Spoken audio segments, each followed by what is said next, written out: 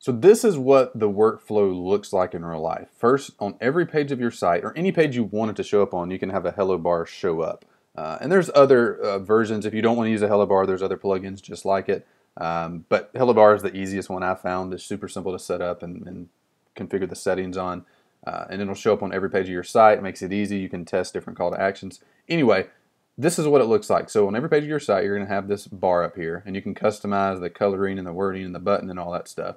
When you click it, it's going to take you to a specific landing page, and this is a lead page right here. And again, you don't have to use lead pages. You can send it to any site you want to. This is just easy. And when you come here, the copy matches up with the hello bar copy, obviously, so people know they're on the right page. You click Get It Started. You enter your email address.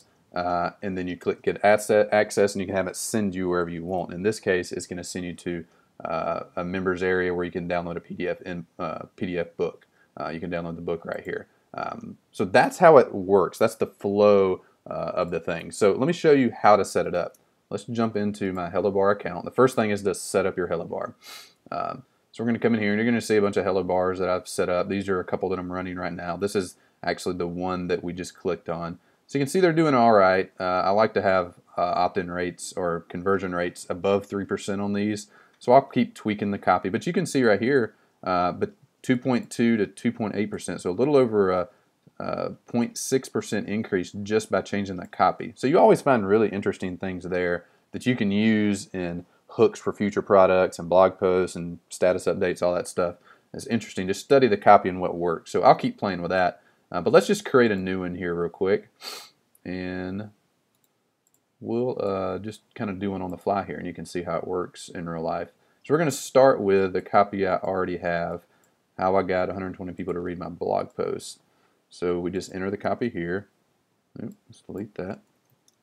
How I got 120 people to read my first blog post. And you can change the call to action here. I like using download. I found that works really well. You can choose any of these preset themes, and you can see up the top here it's live updating. Any of the preset themes, and you can see it changing. So I like green. It contrasts with my blog really well. You can customize it further here. So I like using the regular size, and that just decreases the bar size some. Again, you can play around with that, see what works best for you. You can change the font size, all this other stuff. You can get into that in depth. You can get lost in there, honestly. But that's all I do. I write my copy, I make my button, and I move on. So let's change the copy here. How I got 120 people. Let's change it to how you can get 120 people to read your first blog post. That'd be interesting. So it takes it from talking about me here to talking about them in this one. So I'll run a split test on that and see how it works. The next thing is to edit your URL. So if you create it inside of this campaign, so you have, see, this is a campaign here that's sending everybody to the same landing page. And it's going to have all of my URL exclusions, which means any page, like if somebody goes to blog.videofruit.com/coaching, it's not going to show up on that page. So there's some sites I don't want it to show up on. And if you create a new Hellobar inside of that campaign, it's going to automatically copy all those settings. So this makes it easier. It automatically has my URL on there, which is pretty simple. And if you're creating one from scratch, just enter the destination URL.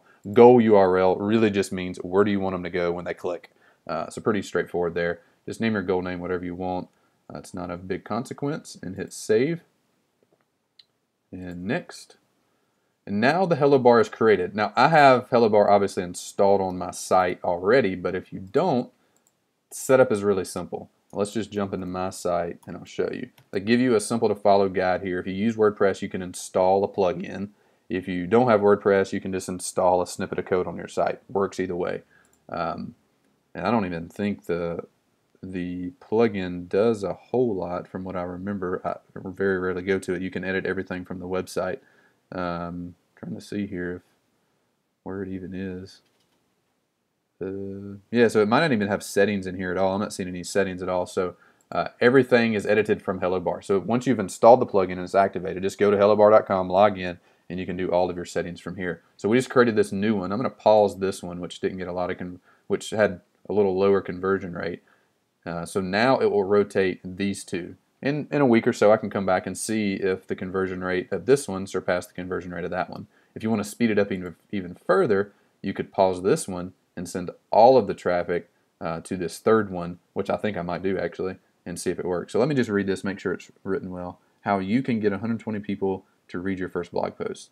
I like it. That's good. It's focused to beginners, which are the majority of people that read my site, and most sites, honestly. So anyways, that's the Hello Bar section of it. Now let's look at the lead pages section. So we have the first piece of the puzzle. Let's see how to create the page that they go to when they click it. So we have this part set up. See, it's already changed how you can get 120 people. When they click download, they're coming to this page. Now let's go over and see what that creation process looks like. We're just going to go straight to that page. And one quick way, just power tip to people that use Leadpages, you can set up a Leadpages Bookmarklet. So you can just click, when you're on the Leadpage page, you can click the Bookmarklet and it automatically sends you into Leadpages where you can configure this. So I've just gone and chosen a Leadpages template. Let's just kind of start from the beginning and I'll show you the setup process and then we'll jump back into that exact page. So you can just come here, choose any page. I don't remember the exact one I chose, but Leadpages makes it really simple to go in and do that. I don't think I used that one. Let's see if I can spot it real quick, the one I was using. I use it a lot because it's pretty customizable and I can make it look exactly how I want. Yeah, I don't remember the exact one I used, but this is another popular one here. This one is really good. And obviously with Leadpages you can sort everything by conversion rate and just see which one converts the best. But once you've selected your page, you can change everything about it. So I've uploaded a custom header image up here. It's kind of focused on giving me some social proof because a lot of people that click the Hello Bar thing won't know who I am. They're first-time visitors to the site. I can upload an image of me. I can choose all the bullet point text and everything is just customizable. I can choose what I want to do with my button. Personally, I use Entreport or Office Autopilot for my email collection.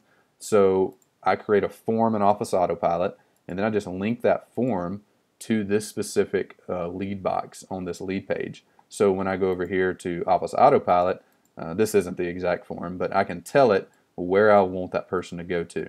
And when they opt in on that landing page, it's going to send them to the page where they can download the ebook. Or you can send them just straight to the ebook itself. Either one works. So once we have created this page, we're just going to hit publish, and we can send them straight to this page here, or we can activate a lead page redirect, which allows us to go into the site and pick a custom URL. And I've actually done that. So I put all of my landing pages on videofruit.com, the main domain. So let's log in there and I'll show you what that process looks like. So let's say we've already created the page. Let's get rid of that. We've created this page inside of Leadpages. It's called vacuum-book-ebook-landing. Now we're going to log into our site, install the Leadpages WordPress plugin to make it easy on yourself. Click Add New. And then we're just going to make sure it's left on normal page and come down here and find that vacuum formula. I wish these were in alphabetical order. Oh, that's the thank you page. Oh, here it is right here. So that's the page we were just creating, and we can call it whatever we want. So let's say Hello Bar opt-in ebook. Hit publish, and then we could go to that URL and see that page. So that's what we've done here. This is vacuum-ebook, so we can go in to our lead pages and look at that exact page and make changes to it, do whatever we want. So let's see, here it is right here, vacuum-ebook. So we could go in and edit that and see that it's pointing to the vacuum ebook landing, which is this landing page. So now that we have a URL, we just go back into Hello Bar, get rid of that, click edit, click edit link URL, and put that link right there. And that links up Hello Bar to Leadpages. So that's the method. Hope it helps. If you have any questions, get me at brian@videofruit.com or just come over to blog.videofruit.com. Thanks.